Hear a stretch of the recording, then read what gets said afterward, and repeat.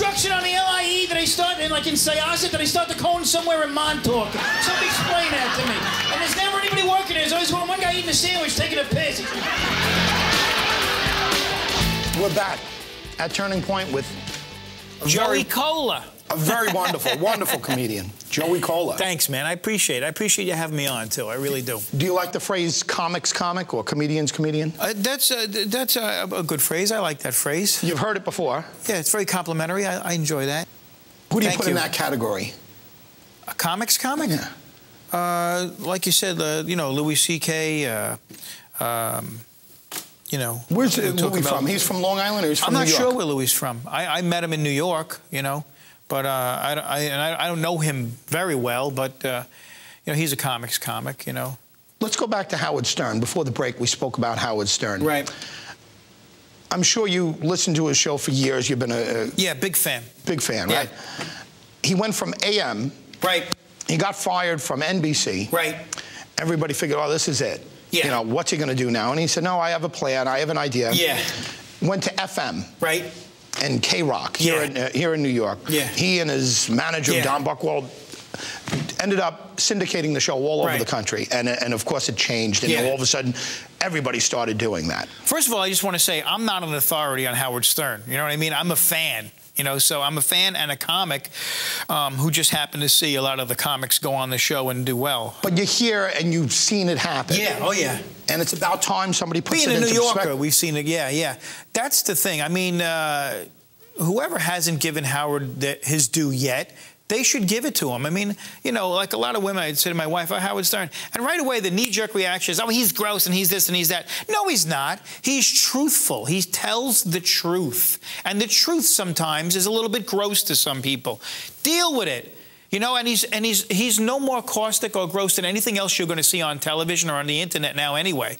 But he's funny, and he's passionate about what he does, and he's compassionate. I mean, if you listen to the show, most people that put Howard Stern down don't listen to the show. Give this show, give it, and don't give it 5 minutes. Give it a day, give it a week, give it a month. Listen to this guy, and you'll be influenced about by the goodness that he's talking about. And you know, Robin is there and Fred is there, and Robin is very rational, and they don't always get along. I mean, part of the beauty of that show is that he showcases how they don't get along within their own ranks there at the show. If you compare the two, I mean, he changed radio maybe the same way that Lenny Bruce changed comedy. You know what Jackie Martling told me, when they were doing the private parts, you know, the movie? Sure. Ivan Reitman came up to Jackie, this is what Jackie told me, and he said, what's it like to be part of the Beatles? Because that's what the Howard Stern show is. It's like the Beatles. It's that, right? It's a modern-day Beatle. I mean, who else can do? How many DJs have tried to copy the Howard Stern show? They can't do it. It's impossible. I mean, there are shows that you can listen to get certain comedy from or whatever, but they can't create or recreate what he's done. And he left, and again, I'm not making you the Howard Stern authority here, but... I thought we were talking about comedians here. Yeah, right. Well, I don't know that you'd call him a comedian, but he has had that seat available, and a couple famous comedians have used it. A couple friends of yours, I imagine, too. Not Fred, but Jackie. Jackie Martling was there. Jackie was there, and Artie Lang was there, and, I mean, any comic... Adam Carolla filled in for a little while. For a little while, yeah. He was very good. Yeah. What's your relationship with Adam Carolla? I don't know him. You don't know him at all? I don't know. I'm surprised you haven't met everyone somewhere along the way. You know what? I met Adam Carolla on the set of the Marriage Ref when he was a guest on Marriage Ref. Yeah, you know, I'm not a famous guy. You know what I mean? I'm kind of behind the scenes thing. I'm married, like I said, 24 years with my wife, 30 years. Same wife. And, my same wife. Yeah. Same kids. Same kids, everything. And you know, I'm writing a book now, and it's about my life, and it's pretty much it's called Successfully Avoiding Fame. I'm not wanting to, but I've had my opportunities in this business, and you know, some things happen, some things don't, but I'm happy where I am. I get to make audiences laugh in comedy clubs. I get to warm up some TV shows, and that's a good life. Let me give you a quick plug on your DVD. Yeah, sell the DVD. This is fantastic. It's absolutely fantastic. Joey Kola live. Where was it shot? I shot it at the Brokerage Comedy Club on Long Island. Now, whereas a lot of comics are doing big theaters, and then when I did my Comedy Central special, it was a big theater. I wanted to capture Reality. Where was the Comedy Central? What theater was that? We did it at the Hudson Theater right in Times Square. Good.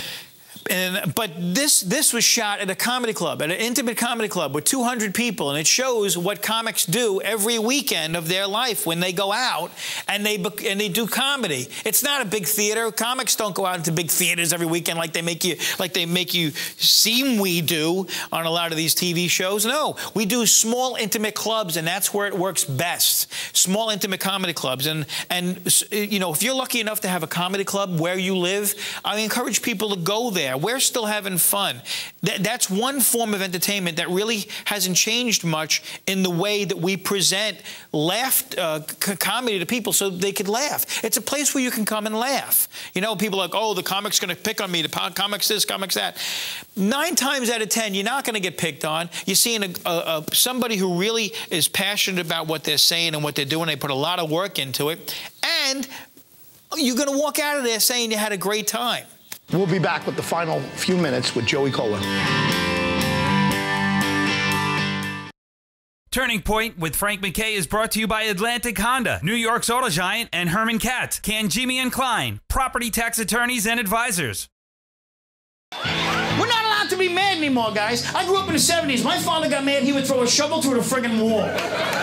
Whatever we did to make that happen never happened again. I get mad, I'm on Prozac, Zoloft, I'm in anger management classes. I gotta go to therapy and relive the event 14 times. Welcome back to Turning Point. And we have our final few minutes with comic Joey Kola. Yeah. First, I want to say Baba Booey, Baba Booey, Baba Booey. Got to say that. All right. I guess you had to. For some reason, you had to. Yeah. Let's talk about where you want to go from here. Okay. And what's next? What's next? I still want to work comedy clubs. So thank you to everybody who's ever booked me, and thank you for people who give me work in comedy clubs and theaters. How many shows a year you do? Roughly? 200 shows a year, you know, sometimes more, sometimes less, depending how much I'm doing warm-up, you know, because when I'm busy with Martha, I really can't do too much stand-up, you know. So I try to do 200 shows a year, maybe more, maybe less. But I want to continue to do stand-up in clubs, continue to do warm-up for Martha, hopefully, and whatever shows are available. But I want my own show eventually. I got an idea, a great idea for a fun variety show that doesn't get too heavy. It's you know, it's like Ellen and then some. You remember Wonderama and are you gonna dance? And the Rosie O'Donnell show? I love to dance and do production numbers and all of that stuff. People need an escape. You know, there's so much going on bad in the world with the economy and wars and this and that. Let's highlight and put a spotlight on the good things that are happening in life, and there are some good things. Let's have some fun together. Together, we have to have fun, you know? Was your wife supportive in those early years? 6 years before you got married. Yeah, very supportive the whole time.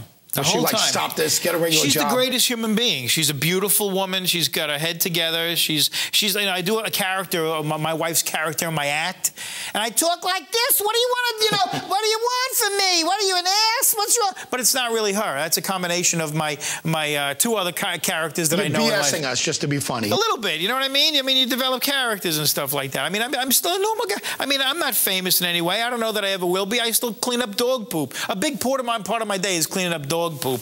You remember, I mean, that's what I got to do. My dog poops while you're cleaning up his other poop. Is that the biggest disrespect? At least you clean it up. At least I got to clean it up. I grew up in the 70s. Nobody cleaned it up in the 70s. Remember the 70s? Nobody cleaned it up. If you saw dog poop, you said, look out for the poop, and you walked around it. Now, we left it there. We left it there so long it turned white. Remember white poop? Yeah. You don't see white poop anymore. Now, it got white and hard, then it turned to powder. That's it. Now people can't wait to clean up their dog. I got a neighbor with a little dog. He puts a blue bag on his hand. He's like, Fluffy, go right in my hand. The dog is so small, he can squeeze the dog into his hand like a Carvel cone, ties it in a knot. He walks down twirling the bag like a cop on the beat, twirling the poop. So that's a big part of my day is cleaning up dog poop.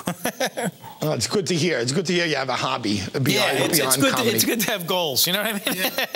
Yeah. Listen, you've been a great guest. I appreciate it, man. I appreciate you taking the time to put stand-up comics on your show. You know, a lot of people don't do that. They give us a couple of minutes to do straight stand-up, and then they say goodbye to us. They don't even list us in the credits a lot of times, but you took the time to do that, and I appreciate that, man. Thanks. Joey Kola, thank you. Thanks for being on, and we'll have you on when you have your show out. I mean, that would be great. I would love that. This has been Turning Point with Joey Kola, a very, very special comedian, a comedian's comedian, and thanks for being with us.